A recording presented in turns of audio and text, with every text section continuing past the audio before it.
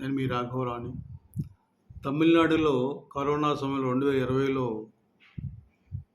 ఒక మెడికల్ షాపులో పనిచేసే తండ్రి కొడుకులు ఇద్దరికి చావు కారకులైన 10 మంది పోలీసు అయితే ఒకతను మధ్యలో చనిపోయాడు ఎస్ఐ. మిగతా 9 మందికి కూడా మదురై కోర్టు ఉరిశిక్ష విధించిందండి. ఇది చాలా సంచలనాత్మకమైన నిర్ణయం అండి.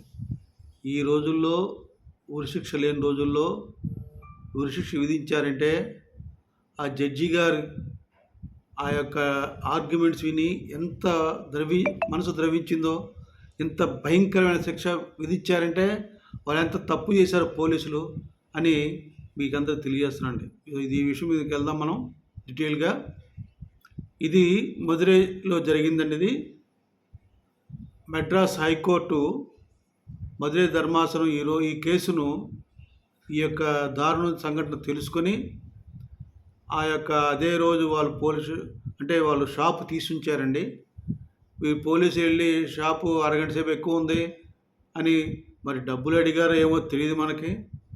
అది లేదు, నేను టైంకి మూసేసాను, నేను లేదు కాదు, బలవంతంగా కొట్టుకుంటూ వెళ్ళడం, తర్వాత వాళ్ళ కొడుకు వచ్చి పోలీస్ స్టేషన్ రావడం, కొడుకు తండ్రిని కొడుతుంటే అడ్డుపడితే కొడుకుని కూడా కొట్టి దారుణంగా హింసించి రక్తం కారుతుంటే కూడా వాళ్ళ బట్టలతో అయింది తుడిపించి శుభ్రం చేయించి, అంటే పోలీస్ స్టేషన్ నీట్గా ఉండేట్టు ఇంటికి పంపిస్తే వాళ్ళు హాస్పిటల్లో అదే రోజు చనిపోయారండి వాళ్ళు.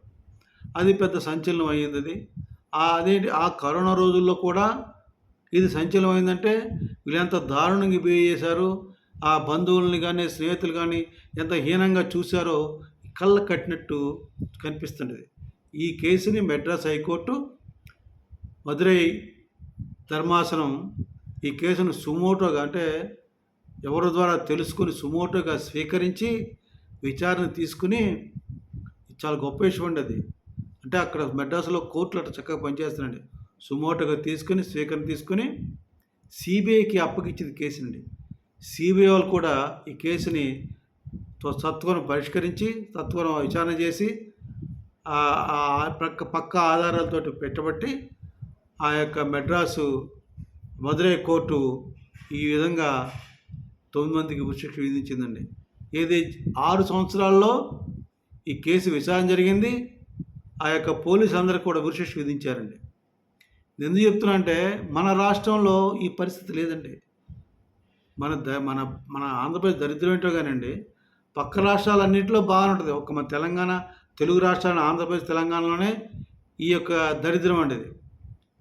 దొంగతనం చేసినవాడు బాగానే ఉంటాడు, రేప్ చేసినవాడు బాగానే ఉంటాడు, అందరూ బాగా రోడ్డు మీద తిరుగుతారు. భయం లేదు, భక్తి లేదు, పోలీసులు అంటే గౌరవం లేదు. ఎందుకంటే పోలీసులే సరిగ్గా వ్యవహరించకపోతే ఏం చెప్తామండి. ఒక పార్టీ అధికారులు ఆ పార్టీకి కొమ్ము కాస్తారు పోలీసులు, ఇంకో పార్టీ వస్తే ఇంకో పార్టీకి. అదే దరిద్రం. వాళ్ళ డ్యూటీ ఏంటి? ప్రజల సొమ్ముతోటి ప్రజల సొమ్ముతోటి, ప్రజలు కట్టే ట్యాక్సీతోటి వాళ్ళు బతుకుతున్నారు, జీతాలు తీసుకున్నారు పోలీసు వ్యవస్థ. కానీ వాళ్ళు ప్రజల కోసం పనిచేయరండి, నాయకుల కోసం పనిచేస్తారని ఆంధ్రప్రదేశ్లో కేసులు పెండింగ్ బట్టి మనం చెప్పొచ్చండి.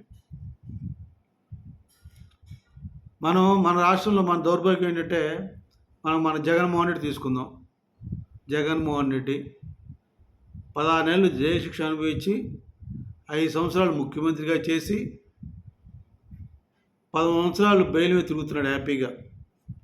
అది మన రాష్ట్ర దౌర్భాగ్యం. అట్లాగే వైఎస్ వివేకానంద రెడ్డి, ఆయన హత్యకు గురయ్యాడు, 7 సంవత్సరాలు అయింది, ఇంతవరకు ఏం పట్టలేదు. మనం చెప్పిన జగన్మోహన్ రెడ్డి కేసు సిబిఐ కేసేది, వివేకానంద రెడ్డి కేసు సిబిఐ కేసే, ఏమీ తేల్చలేదండి. విచారణ జరిగింది కానీ ఫలితం రాలేదు. అలాగే కోడికత్తి కేసు, ఇది కూడా జరిగి 7 సంవత్సరాలు అయిందండి. ఆ కోడికత్తి కేసు ఎవరు చేశాడో ఆ వ్యక్తి మాత్రం 5 సంవత్సరాలు జైల్లో ఉన్నాడు. కానీ ఈ జగన్మోహన్ రెడ్డి హ్యాపీగా ముఖ్యమంత్రిగా ఉన్నాడు. నేను ముఖ్యమంత్రిగా కోర్టుకు వెళ్లకుండా ఆ యొక్క కోడికత్తి కేసులో బాధితుడికి బెయిల్ రాకుండా చేశాడండి. ఇటువంటి వ్యక్తులు మన ఆంధ్రప్రదేశ్లో ఉన్నారు. మిగతా రాష్ట్రాల్లో జరుగుతున్నట్టు మన రాష్ట్రం కూడా న్యాయం ఎందుకు జరగట్లేదు? దీనికి కారకులు ఎవరు? న్యాయమూర్తుల, కోర్టుల, పోలీస్ వ్యవస్థ, ప్రభుత్వాల, నాయకుల అని ప్రజలు బాధపడ్డారు. ఈ కేసు వినగానే మన ఆంధ్రప్రదేశ్లో ఎందుకు జరగట్లేదు, ఇంత సత్వరంగా, ఇంత క్విక్గా ఎందుకు ఇంత స్పీడ్‌గా ఎందుకు జరగట్లేదు న్యాయం ప్రజలకి? ప్రజలకి ఎందుకు న్యాయం జరగట్లేదని బాధపడుతున్నారు. ఈ యొక్క తమిళనాడు కేసు వినగానే.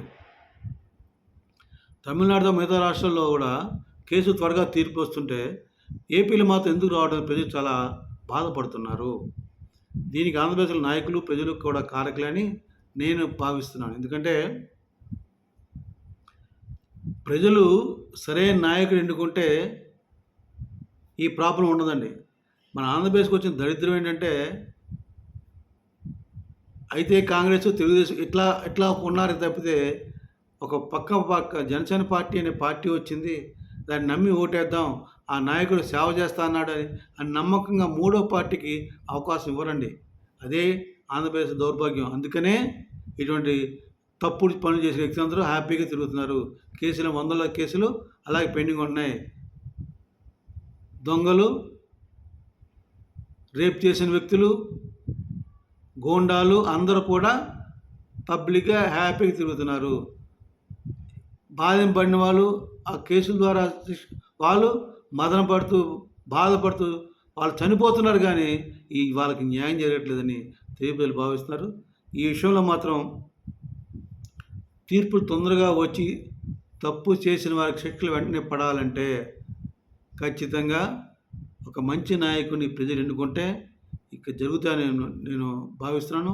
అలాగే ఆంధ్రప్రదేశ్‌లో కూడా తొందరగా శిక్షలు పడేట్టు చేయమని నా యొక్క విలువైన వెంకటేశ్వర స్వామిని కోరుకుంటూ ఆయన ప్రార్థిస్తున్నాను. తెలుగు ప్రజలారా, మీరు కూడా ఒక్కసారి ఆలోచించండి.